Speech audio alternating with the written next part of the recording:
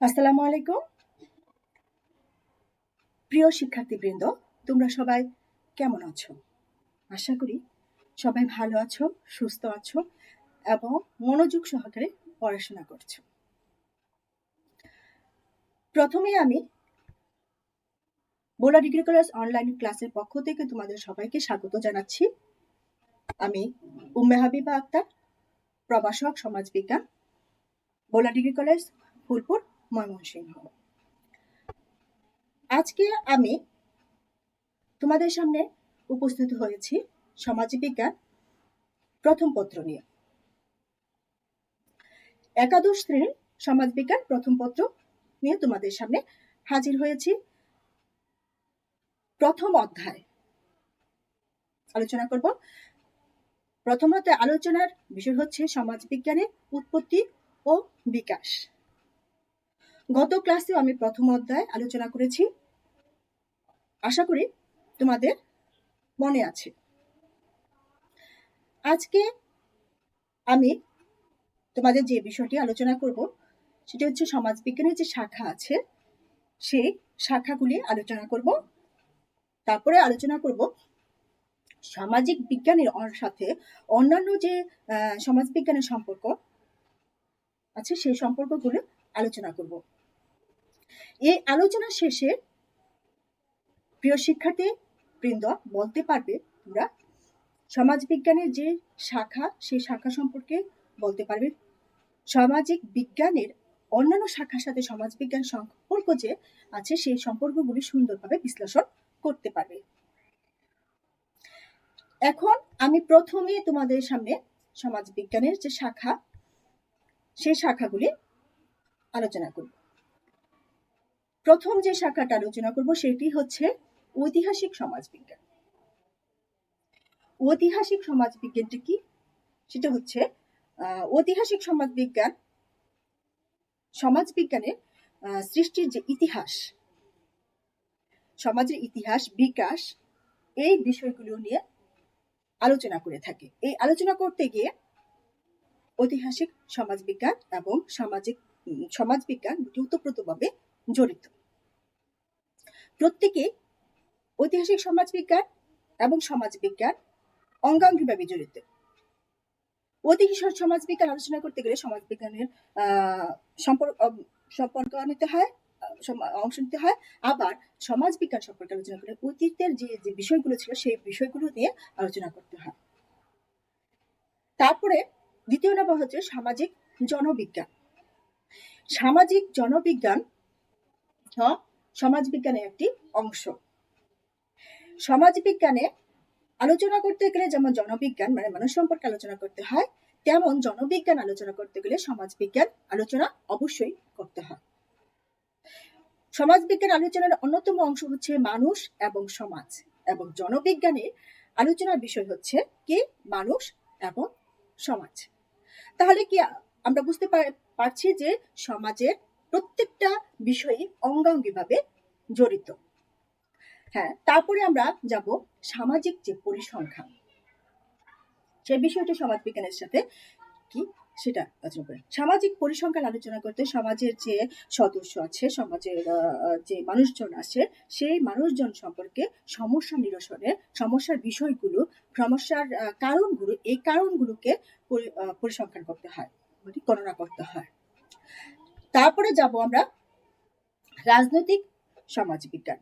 রাজনৈতিক সমাজবিজ্ঞানে রাষ্ট্রের উৎপত্তি, তারপরে রাষ্ট্রের ক্রমবিকাশের ধরন, রাষ্ট্রের সংগঠন, রাষ্ট্র সংশ্লিষ্ট যে তথ্য, রাজনৈতিক অবস্থা, রাজনৈতিক সংস্কৃতি, রাষ্ট্রের নাগরিকের অধিকার, কর্তব্য ইত্যাদি বিষয় নিয়েও কি করে সমাজবিজ্ঞান আলোচনা করে থাকে।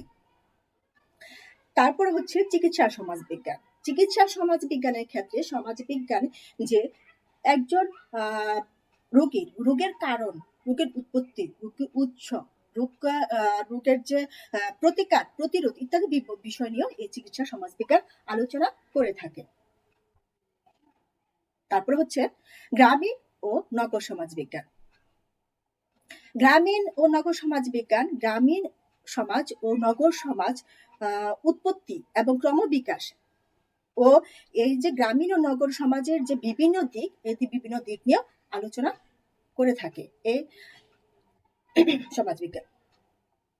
পরিবেশ সমাজবিজ্ঞান। এখন চলো যাই, পরিবেশ সমাজবিজ্ঞানটা কি? পরিবেশ সমাজবিজ্ঞান হচ্ছে পরিবেশের সমাজের একটি অপরিহার্য অংশ। এখানে বিভিন্ন দিকের অনুসন্ধান করে সেই অনুসন্ধান অনুযায়ী কি করে সমাধানের চেষ্টা করা হয় এই পরিবেশ সমাজবিজ্ঞানে। তারপরে হচ্ছে পরিবার সমাজবিজ্ঞান। তারপর হচ্ছে পরিবার সমাজবিজ্ঞান। পরিবার সমাজবিজ্ঞানও অন্যতম একটি শাখা। পরিবারটা কি? পরিবারটা হচ্ছে আদি এবং কি অকৃত্রিম প্রতিষ্ঠান। আদি এবং অকৃত্রিম মানে এটা কৃত্রিমতা না, অকৃত্রিম প্রতিষ্ঠান। পরিবার সমাজের কি আছে? উৎপত্তি আছে, ধরন আছে, এখানে আছে তোমার কার্যকারিতা আছে, ইত্যাদি বিষয় নিয়ে এই পরিবার সমাজবিজ্ঞান আলোচনা করে থাকে। এখন আমরা শিল্প সমাজবিজ্ঞানটা কি সে সম্পর্কে জানব। শিল্প সমাজবিজ্ঞানও একটি অন্যতম সমাজবিজ্ঞান। এই শিল্প সমাজবিজ্ঞানে শিল্পের উৎপত্তি, উদ্ভব, ক্রমক বিকাশ, তারপরে বিভিন্ন সমস্যা এবং সমাধানে লক্ষ্য সম্পর্কে এই শিল্প সমাজবিজ্ঞান আলোচনা করে থাকে। তারপরে আইনের সমাজবিজ্ঞান। আইনের সমাজবিজ্ঞান একটি অন্যতম শাখা, সমাজবিজ্ঞানের একটি অন্যতম শাখা। আইনের সমাজবিজ্ঞানে আইনের সুশৃঙ্খলভাবে আইন প্রতিষ্ঠিত করা, আইন তৈরি করা, তারপর আইনের যে সমাজের বিদ্যমান যে কার্যাবলী বিকাশ, এই বিকাশগুলি কিভাবে প্রভাবিত করা যাবে সে সম্পর্কে এই সমাজবিজ্ঞান আলোচনা করে থাকে। তারপরে হচ্ছে সাহিত্যের সমাজবিজ্ঞান। সাহিত্যের সমাজবিজ্ঞানও অন্যতম একটি অংশ। সাহিত্য সংস্কৃতি যেহেতু সমাজের একটি অংশ, সেহেতু সমাজবিজ্ঞানে সাহিত্যে ওতপ্রোতভাবে জড়িত এবং এটি আলোচনা একটি অন্যতম অংশ হিসেবে বিবেচিত হয়ে আসছে। সমাজবিজ্ঞান আলোচনা করতে গেলে অবশ্যই সাহিত্যে আলোচনা করতে হবে। তারপর হচ্ছে সাংস্কৃতিক সমাজবিজ্ঞান। সাংস্কৃতিক সমাজবিজ্ঞানও হচ্ছে সমাজবিজ্ঞানের অন্যতম একটি শাখা। সাহিত্যের সমাজবিজ্ঞান যেমন উৎপত্তি জড়িত, সাংস্কৃতিক সমাজবিজ্ঞান আমাদের জীবনের অনেক অন্যতম শাখা। সংস্কৃতির বিভিন্ন দিক, সংস্কৃতি কিভাবে আমরা গ্রহণ করি, যেমন ধরো আমরা অতীতে যে জিনিসগুলো দেখে আসছি, সে যেমন ধরো বিভিন্ন অনুষ্ঠান, ঈদ, তারপরে পূজা, এগুলো অতীত থেকে চলে আসছে এবং এই যে সাংস্কৃতিক অনুষ্ঠানগুলি এগুলি কি করে সমাজবিজ্ঞানের একটি অংশ হিসেবে বিবেচিত হয়ে আসছে। তারপরে শিক্ষা সমাজবিজ্ঞান। শিক্ষা সমাজবিজ্ঞানও একটি অন্যতম শাখা। এই শিক্ষা সমাজবিজ্ঞানের মূল চালিকা শক্তি হচ্ছে কি শিক্ষা। সুষ্ঠু সামাজিক অবস্থা তৈরি করার জন্য শিক্ষা অন্যতম ভূমিকা পালন করে থাকে। এই শিক্ষার কোনো বিকল্প নেই। সমাজবিজ্ঞানের উৎপত্তি, বিকাশ ইত্যাদি ক্ষেত্রে শিক্ষা এবং শিক্ষার যে গভীর অনুসন্ধান, এই বিষয়গুলো কি করে শিক্ষা সমাজবিজ্ঞান নিয়ে থাকে, সমাজবিজ্ঞান গ্রহণ করে থাকে। এখন তারপর হচ্ছে ধর্ম সমাজবিজ্ঞান। ধর্মের সমাজবিজ্ঞানও একটি অন্যতম শাখা। ধর্ম আমাদের জীবনের অন্যতম একটি অংশ। যেমন ধরো ইসলাম ধর্ম, হিন্দু ধর্ম, এগুলো একটি সমাজ আছে, প্রত্যেকের আলাদা আলাদা সমাজ আছে। খ্রিস্টান ধর্ম, বৌদ্ধ ধর্ম, প্রত্যেকের আলাদা আলাদা সমাজ আছে। এই আলাদা আলাদা সমাজের কিন্তু ওতপ্রোতভাবে জড়িত হয়ে আসছে। তারপর অপরাধ বিজ্ঞান। অপরাধ বিজ্ঞান অন্যতম একটি অংশ। সামাজিক যে রীতিনীতি, এগুলোকে সুষ্ঠু সুন্দরভাবে সুশৃঙ্খলভাবে প্রতিষ্ঠার জন্য রাষ্ট্রের যে বিভিন্ন নিয়ম নীতি আছে, এগুলো যেন না হয় সে চেষ্টা করা হয়। রাষ্ট্রের যে সুশৃঙ্খল পরিচালনার স্বার্থে অপরাধের বিভিন্ন অংশ গৃহীত হয়ে থাকে। সমাজকে অপরাধ মুক্ত করার জন্য এই সমাজবিজ্ঞান গুরুত্বপূর্ণ ভূমিকা পালন করে থাকে। তারপরে সর্বনিম্ন যে বিষয়টি রয়েছে সামাজিক মনোবিজ্ঞান। সামাজিক মনোবিজ্ঞানও অন্যতম শাখা। মানুষের আচার আচরণ কিরকম হবে সেই বিষয়গুলো এই সামাজিক মনোবিজ্ঞান আলোচনা করে থাকে। এই ছিল আজকে সমাজবিজ্ঞানের শাখাগুলি। আশা করি তোমরা খুব সুন্দরভাবে সমাজবিজ্ঞানের শাখাগুলি বুঝতে পেরেছ। এখন আমি সমাজবিজ্ঞানের যে সামাজিক বিজ্ঞানের সাথে অন্যান্য শাখার সাথে যে সমাজবিজ্ঞানের সম্পর্ক আছে সেই সম্পর্কগুলো আলোচনা করব। দেখো এখানে দেখো, তোমরা লক্ষ্য করো, এই যে সমাজ বিজ্ঞান দেখেছো, সমাজ বিজ্ঞান দর্শন, ঠিক আছে, সমাজ বিজ্ঞান দর্শন তা প্রথমে এখান থেকে ছড়িয়ে নিচের দিকে পড়েছে সমাজ সেবা, শিক্ষা, রাষ্ট্রবিজ্ঞান, আইন, তারপরে হচ্ছে অর্থনীতি, সামাজিক নৃবিজ্ঞান, সমাজ মনোবিজ্ঞান, সমাজ জনবিজ্ঞান। এটা একটি চিত্রটা দেখতে পেরেছো তোমরা? হ্যাঁ, অবশ্য চিত্রটা দেখে কিছুটা হলেও তোমরা বুঝতে পেরেছো যে এই আলোচনাটা কেমন হতে যাচ্ছে, কেমন হবে। মানে সমাজ বিজ্ঞানের সবটি দর্শনে যে প্রত্যেকটাই ওখান থেকে সমাজ বিজ্ঞানের প্রয়োজন হয়েছে। বৃষ্টি পড়ছে, মানে প্রত্যেকটা শাখা সমাজ বিজ্ঞান মাঝখানে চতুর্দিকে ছড়িয়ে আছে সবগুলো সম্পর্ক, ঠিক আছে। এখন দেখো, প্রথমে আমি তোমাদের সামনে সমাজবিজ্ঞান এবং রাষ্ট্রবিজ্ঞানের সম্পর্কটা আলোচনা করব। সমাজবিজ্ঞান এবং রাষ্ট্রবিজ্ঞান দুটি ওতপ্রোতভাবে জড়িত। সমাজবিজ্ঞান সম্পর্কে ম্যাকাইবার কি বলেছেন? সমাজবিজ্ঞান এমন একটি বিজ্ঞান যা সমাজ এবং সামাজিক সম্পর্ক নিয়ে আলোচনা করেন। সমাজ বিজ্ঞান সমাজের উৎপত্তি, বিকাশ, সামাজিক নিয়ন্ত্রণ, সামাজিক গতিশীলতা প্রভৃতি বিষয় নিয়ে সমাজবিজ্ঞান আলোচনা করে থাকে। ম্যাকাইবার কি বলেছেন? সমাজবিজ্ঞান সামাজিক এমন একটি বিজ্ঞান যা সমাজ ও সামাজিক সম্পর্ক নিয়ে আলোচনা করে। আর এই যে সমাজের উৎপত্তি, ক্রমবিকাশ এবং নিয়ন্ত্রণ, সামাজিক গতিশীলতা প্রভৃতি বিষয়ে বিস্তারিত আলোচনা করে থাকে সমাজবিজ্ঞান। তারপরে এখানে তোমার ঐতিহাসিক দৃষ্টিকোণ থেকে রাষ্ট্রবিজ্ঞান রাষ্ট্র সম্পর্ক, অতীত সমাজ সম্পর্কে আলোচনা করেছেন। রাষ্ট্র কি করে? রাষ্ট্রবিজ্ঞান রাষ্ট্রের পার্থক্য নির্দেশের কাজগুলি নির্দেশ করে থাকে। রাষ্ট্রের যে সমাজের সঙ্গে সম্পর্ক, সমাজ নিয়ে রাষ্ট্র গঠিত হয়, পৃথক পৃথকভাবে সমাজের সম্পর্ক নিয়ে আলোচনা করে থাকে। রাষ্ট্রের মূল বিষয় হচ্ছে রাজনৈতিক যে বিষয়গুলি হচ্ছে সেই বিষয়গুলি আলোচনা করে। রাষ্ট্রের গঠন, বৈশিষ্ট্য, উদ্দেশ্য এবং ভূমিকা নিয়ে আলোচনা করে। রাষ্ট্র বসবাস করে নাগরিকের অধিকার, কর্তব্য এবং প্রত্যেকটা মানুষের যে কিছু কিছু ব্যক্তি জিনিস আছে সেই বিষয়গুলো নিয়ে আলোচনা করে থাকে। মানুষ সমাজবিজ্ঞান মূল আলোচ্য বিষয় হচ্ছে সমাজ। সমাজে বসবাস করে মানুষ নিয়ে সমাজবিজ্ঞান আলোচনা করে। এই রাষ্ট্র যখন সমাজের বিষয় নিয়ে আলোচনা করতে যায়, রাষ্ট্র নিয়ে আলোচনা করে, তখন অবশ্যই কি করতে হয়? রাষ্ট্রের প্রত্যেকটা মানুষ আলোচনা করতে তখন অবশ্যই সমাজের অন্তর্ভুক্ত হতে হয়, সমাজের মানুষকে নিয়ে আলোচনা করতে হয়। তার মানে তাহলে আমরা এতে কি বুঝতে পারছি? অবশ্যই বুঝতে পারছি যে সমাজ এবং রাষ্ট্র ওতপ্রোতভাবে জড়িত, প্রত্যেকে আলাদাভাবে আলোচনা করে থাকে। একজন ব্যক্তি একাধারে নাগরিক, আবার অন্যদিকে কি সমাজের অন্তর্ভুক্ত, সমাজের সদস্য, সামাজিক জীব, তাই না? হ্যাঁ, তাহলে আমরা রাষ্ট্রবিজ্ঞান যেখানে ব্যক্তির রাজনৈতিক জীবন এবং ব্যক্তির যে নাগরিক সম্পর্ক, রাষ্ট্রের সাথে সম্পর্ক, সেই সম্পর্ক আলোচনা করে। সমাজবিজ্ঞান সেখানে কি করে? ব্যক্তির সামাজিক জীবন এবং সমাজের বিভিন্ন প্রতিষ্ঠানের দল, তারপর গোষ্ঠী সম্পর্কে ইত্যাদি বিষয় নিয়ে আলোচনা করে থাকি। তাহলে আমরা কি বুঝতে পারলাম রাষ্ট্র এবং সমাজ দুটি ওতপ্রোতভাবে জড়িত।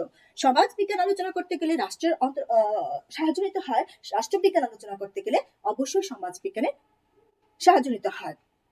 যদি আমরা সমাজ বিজ্ঞান রাষ্ট্রের চেয়ে অধিক ব্যাপক তথা স্বীকার করি, তাহলে আমরা বলতে পারি রাষ্ট্র এমন একটি বিজ্ঞান আলোচনা সমাজ বিজ্ঞানের প্রত্যক্ষ ও ওতপ্রোতভাবে আলোচনার বিষয়বস্তু। এখন চলো আমরা পরবর্তী সম্পর্কটা দিতে যাই, সমাজ বিজ্ঞান আর সমাজ কল্যাণের সম্পর্ক। সমাজ বিজ্ঞান কি করে? সমাজের বিভিন্ন বিষয়ে জ্ঞান অর্জন করে থাকে, তাই না? সমাজের বিভিন্ন বিষয় আছে, আবার সেই জ্ঞান অর্জন করে কি সমাজের কল্যাণের কথাই চিন্তা করে সমাজ বিজ্ঞান। আবার সমাজ কল্যাণ কি করে? সমাজের কল্যাণের কথা চিন্তা করে কাজ করে। সুতরাং সমাজ কল্যাণ সমাজ বিজ্ঞানের সাথে সম্পর্কযুক্ত, আবার সমাজ কল্যাণ সমাজ বিজ্ঞানের সাথে সম্পর্কযুক্ত। দুটি উত্তর, সমাজ কল্যাণ সমাজ বিজ্ঞানের সাথে সম্পর্কযুক্ত, সমাজ বিজ্ঞান সমাজ কল্যাণের সাথে সম্পর্ক। দুটির উদ্দেশ্য কি হচ্ছে? সমাজের কল্যাণ করা, প্রত্যেকটা ব্যক্তি যেন ভালো কাজ করে উপকার হয় সেই বিষয় নিয়ে সমাজ বিজ্ঞান আলোচনা করে এবং সমাজ কল্যাণ আলোচনা। তাদের আলোচনার বিষয় হচ্ছে কল্যাণ করা, সমাজের কল্যাণ করা। সমাজের সকল বিষয় নিয়ে সুষ্ঠু সুন্দরভাবে আলোচনা করার উদ্দেশ্যই হচ্ছে সমাজ বিজ্ঞান সমাজ কল্যাণের উদ্দেশ্য। সমাজ কল্যাণ সমাজ বিজ্ঞান যেমন সমাজের এবং সমাজের মানুষকে নিয়ে আলোচনা করে। এই আলোচনা করতে গিয়ে সমাজ কল্যাণকে সমাজ বিজ্ঞানে অন্তর্ভুক্ত হতে হয়, সমাজ বিজ্ঞানের সাহায্য নিতে হয়। তারপরে সমাজ বিজ্ঞান সমাজ কল্যাণ সমাজ বিজ্ঞানের সাহায্য ছাড়া চলতে পারে না। ক্লিয়ার? এখন চলো আমরা যাই সমাজ বিজ্ঞান আর নৃবিজ্ঞানের সম্পর্ক যে আছে সেই সম্পর্ক আলোচনা করব। নৃবিজ্ঞানের ইংরেজি শব্দ হচ্ছে অ্যানথ্রোপোলজি। নৃবিজ্ঞান ইংরেজি শব্দ কি? অ্যানথ্রোপোলজি। এই অ্যানথ্রোপোলজি শব্দটি এসেছে অ্যানথ্রোপোস ও লজিয়া থেকে। অ্যানথ্রোপো ও লজিয়া থেকে দুটি শব্দ এসেছে গ্রিক শব্দ থেকে। অ্যানথ্রোপোস শব্দটি হলো কি মানুষ সম্পর্কিত যে পাঠ, সেটা হচ্ছে অ্যানথ্রোপোলজি। মানুষ সম্পর্কে যে পাঠ হচ্ছে সেটা হচ্ছে অ্যানথ্রোপোলজি। অ্যানথ্রোপোস হচ্ছে মানুষ আর লজিয়া হচ্ছে পাঠ। ওকে, এখন এই দুটির যে সমন্বয়, সেই সমন্বয় হচ্ছে অ্যানথ্রোপোলজি, মানে সামাজিক মানুষ সম্পর্কিত পাঠ। মানুষের দুটি সত্তা থাকে, একটি হচ্ছে জীব সত্তা, আরেকটি হচ্ছে কি সামাজিক যে সম্পর্ক, সেই সম্পর্ক সত্তা, সামাজিক সত্তা। এখন নৃবিজ্ঞান দুটি সত্তা, নৃবিজ্ঞান কি করে এই দুটি সত্তা নিয়ে আলোচনা করে থাকে। জীব হিসেবে সামাজিক ও সাংস্কৃতিক জীব হিসেবে মানুষকে আলোচনা করে গবেষণা করে থাকে নৃবিজ্ঞান। এই সামাজিক ও সাংস্কৃতিক জীব হিসেবে আলোচনা করতে গিয়ে নৃবিজ্ঞানকে কি করতে হয়? সমাজ বিজ্ঞানের আশ্রয় নিতে হয়, সমাজ বিজ্ঞানের অন্তর্ভুক্ত হতে হয়, সমাজের অন্তর্ভুক্ত হতে হয়, সমাজ থেকে এই মানুষগুলিকে নিতে হয়। সুতরাং আমরা বলতে পারি কি সমাজ বিজ্ঞান এবং নৃবিজ্ঞান ওতপ্রোতভাবে জড়িত একজন আরেকজন। সমাজ বিজ্ঞান আলোচনা করতে গিয়ে নৃবিজ্ঞানের আশ্রয় নেয়, সাহায্য নেয়, আবার নৃবিজ্ঞান সমাজ বিজ্ঞানের সাহায্য নেয়। সমাজ বিজ্ঞান একাভাবে আলোচনা করতে পারে, সমাজকে নিয়ে আলোচনা করতে পারে, কিন্তু নৃবিজ্ঞান সমাজ বিজ্ঞান ছাড়া আলোচনা করতে পারে না। নৃবিজ্ঞান যখন আলোচনা করতে সমাজের মানুষকে নিয়ে আলোচনা করতে হয়। ওকে, এখন আমরা যাব তারপরের যে বিষয়টা, সে বিষয়টা যাব। তারপর বিষয়টা হচ্ছে সমাজ বিজ্ঞান অর্থনীতি। অর্থনীতির জনক হচ্ছেন অ্যাডাম স্মিথ। অ্যাডাম স্মিথ হতে অর্থনীতির জনক। তিনি ওয়েলথ নেশনস গ্রন্থে বলেছেন উৎপাদন ভোগ বন্টন, এই যে উৎপাদন ভোগ বন্টনের যে অর্থনৈতিক সমাজে আলোচ্য বিষয়, এই আলোচনা বিষয় নিয়ে তিনি একটি বিষয় সামাজিক সম্পর্ক আলোচনা করেছেন। উৎপাদন অর্থনীতির যে উৎপাদন আছে, এই উৎপাদনের অর্থনৈতিক পরিকল্পনা সংহতি এক সমাজের সাথে সম্পর্কে। এই অর্থনীতির সম্পর্কে এক বিশেষ অবদান রেখেছে সমাজ বিজ্ঞান। উন্নয়নের জন্য সামাজিক সাংস্কৃতিক অন্তরায়সমূহ আলোচনা করেছে এই অর্থনীতি। উন্নয়নের প্রতি ইতিবাচক মনোভাব সৃষ্টি করে এবং সারা জাগানোর জন্য সমাজবিজ্ঞানের আলোচনা করেছে। সমাজবিজ্ঞানীরা কি করছে? এর গুরুত্ব সহকারে আলোচনা করেছে এবং অর্থনৈতিক সহকারে এবং প্রণয়ন এবং বাস্তবায়নে এগুলো আলোচনা করতে গিয়ে সমাজবিজ্ঞানী কি করেছে? উভয়ের বিষয়ে ঘনিষ্ঠতা খুঁজে পেয়েছে। এই সমাজবিজ্ঞান আর অর্থনীতি যেমন সমাজবিজ্ঞানীরা যখন আলোচনা করে অর্থনীতির সম্পর্কে আলোচনা করতে গিয়ে আলোচনা করতে করতে অবশ্যই অর্থনীতির সাহায্য নিতে হয়। আবার অর্থনীতি সমাজবিজ্ঞানের বিশেষ বিশেষ দিকগুলো আলোচনা করে থাকে।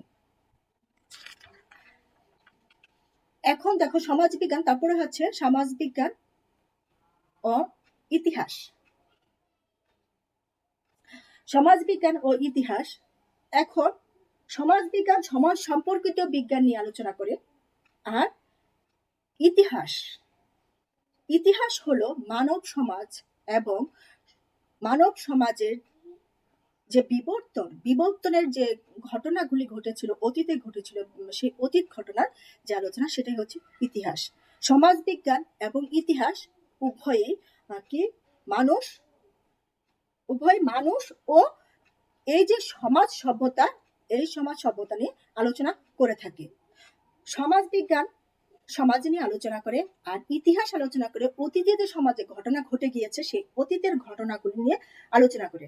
এখন অতীতের ঘটনাগুলি আলোচনা করতে গিয়ে ইতিহাসকে অবশ্যই সমাজের অংশ অন্তর্ভুক্ত হতে হয়, সাহায্য নিতে হয়। আলোচনা করতে গিয়ে তার বিবর্তন, তার ইতিহাস, তার অতীত ঘটনা বিশ্লেষণ করতে গিয়ে ইতিহাসকে সমাজবিজ্ঞানের আশ্রয় নিতে হয়, সমাজবিজ্ঞানের সাহায্য নিতে হয়। সুতরাং সমাজবিজ্ঞান এবং ইতিহাস দুটি অঙ্গাঙ্গিভাবে জড়িত। এখন আমরা যাব তারপরে সমাজবিজ্ঞান আর সমাজ মনোবিজ্ঞানের যে একটা সম্পর্ক, সেই সম্পর্কটি আলোচনা করব। সমাজবিজ্ঞান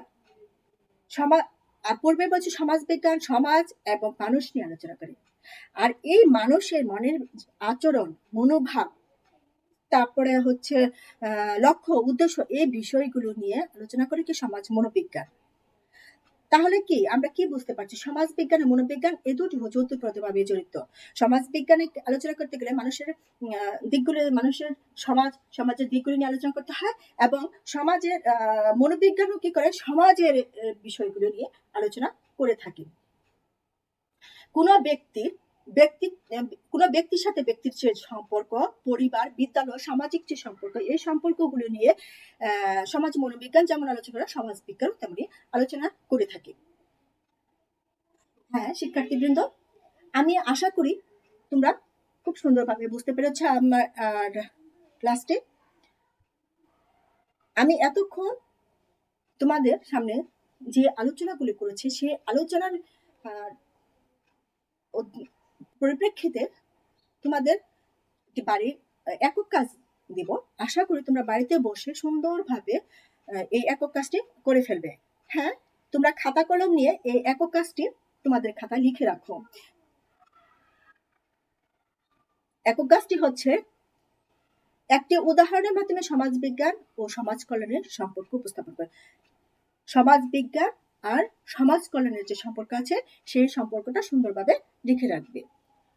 এতক্ষণ আমি যে আলোচনা করেছি, এই আলোচনার পরিপ্রেক্ষিতে তোমাদের জন্য আমি একটি সৃজনশীল প্রশ্ন রেখেছি। হ্যাঁ শিক্ষার্থীবৃন্দ, আমি পূর্বে তোমাদের এই যে মানবন্টনটা বলতে ভুলে গিয়েছি, সেজন্য আমি এখন বলছি। তোমরা সৃজনশীল প্রশ্নের উত্তর আনসার করবে 7টি, থাকবে 11টির মধ্যে 7টি আনসার দিয়ে প্রতিটি প্রশ্নের মান হচ্ছে 10 করে। তাহলে কত হচ্ছে? 7×70। এখানে 11টির মধ্যে 7টি আনসার করতে হবে, 7×70 এ। আর 30 নাম্বার হচ্ছে তোমার বহু নির্বাচনী প্রশ্নে 30টা নাম্বারে প্রত্যেকটি 1 নাম্বার করে 30 মিনিট।